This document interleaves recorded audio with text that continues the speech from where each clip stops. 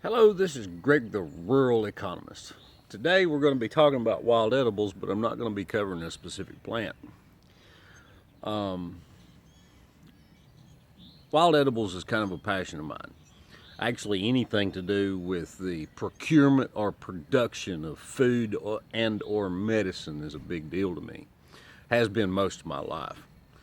I don't know if I've mentioned it before, but I really got turned on to wild edible plants by my grandfather, who would be walking along in the woods or in the field or whatever, and he'd go, "Hey boy, come here and eat that," and sometimes it was good and sometimes it was bad, and sometimes he'd laugh at me due to the faces that I made. Well, we've done 20 individual plants so far, and I think we've done one, maybe two adjunctive videos.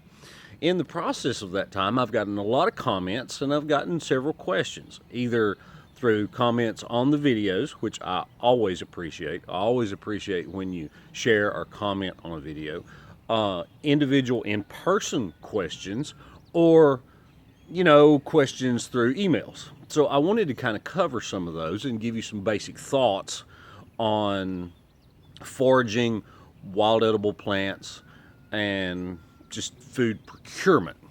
First of all, if you allow your yard to be natural, there's going to be wild edible and medicinal plants in your yard.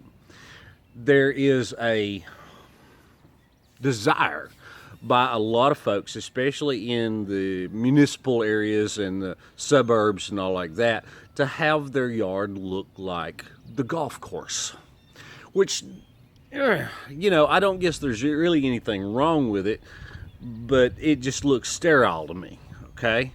And the other day I was looking at a bag of weed and feed. Now, I have never used weed and feed. I would not use weed and feed, but the picture on the front of the bag, everything that they pictured was either edible or medicinal. So I flipped it over and I started looking, and I realized that over 50% of the weeds that the weed and feed controlled were all actually beneficial. Okay? So that kind of bugged me.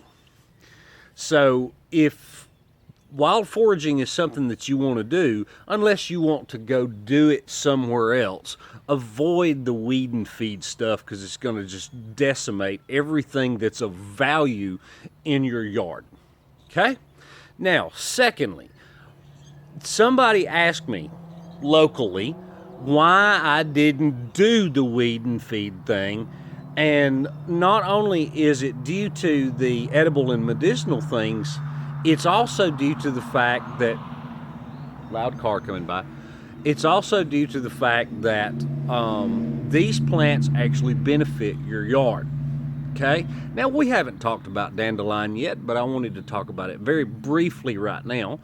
Dandelion is one of those things that it moves in wherever the soil is compacted, because it puts down a deep taproot, and it actually breaks up the soil and improves your soil, and it mines micronutrients and brings them up to the surface.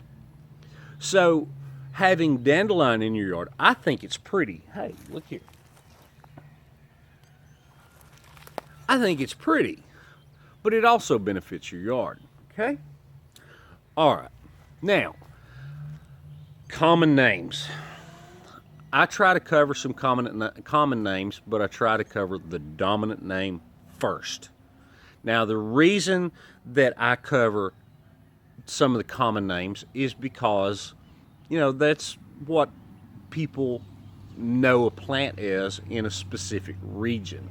There is a danger with only using common names for wild edible plants. Now, what do I mean by that? Let me look around and find another one. Oh, yeah.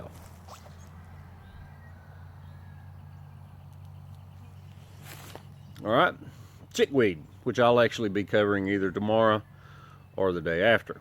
Okay? Chickweed's got a bunch of common names, but I'm going to be honest, some of the common names actually cover a whole bunch of plants.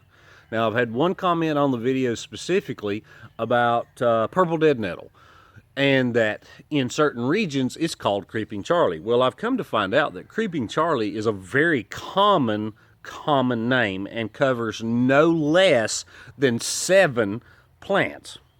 Now, see, the thing about common names is I'm not really what I would consider an old timer, but I'm somebody that my local area goes, if you want to know what's edible or medicinal in your yard, that dude knows it. Okay? So I could take any plant. I don't see anything that I want to grab right now. Oh, wait. Okay. Dove's foot geranium. I could take Dove's foot geranium and I could, if I didn't know what the name was, I could call it, I don't know.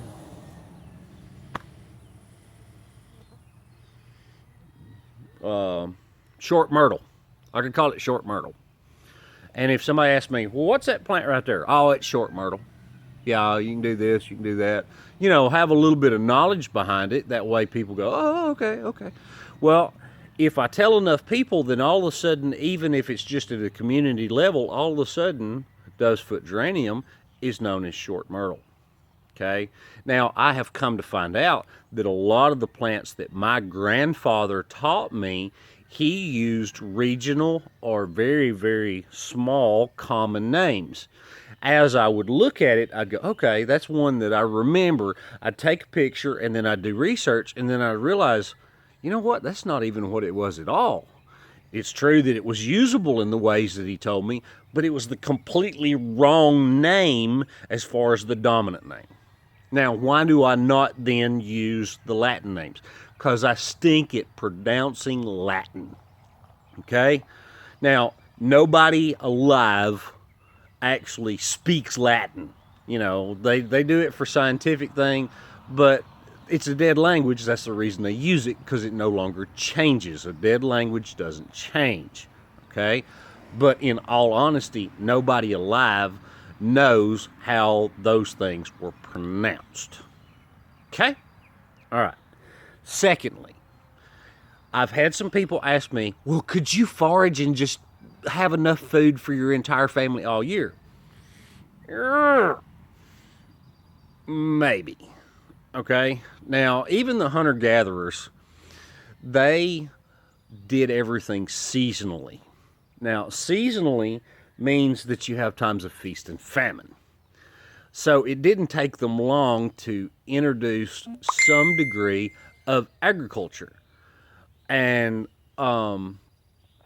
they use, and I use, the wild edible plants as an adjunct to my gardening and to, you know, I hate to say it, the grocery store and all of those things.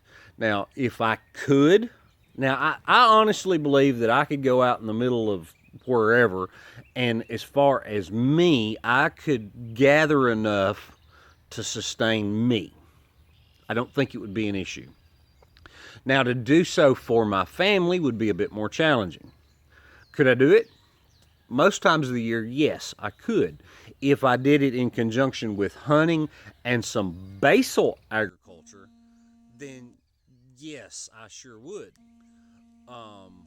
So it's just one of those things. So I've decided that I'm going to expand my video offerings a bit, and I'm going to cover some of the things that I do for gardening as well. So I hope this has answered some of your questions. If you have any questions, feel free to ask. You can leave them on the video. You can send me an email. If you know me personally, you can ask. I love answering questions. It's just something that I really enjoy. Okay? I hope you enjoy it. Hang around. There'll be another Wild Edibles very soon. And step by step, we're bringing rural back. Bye-bye.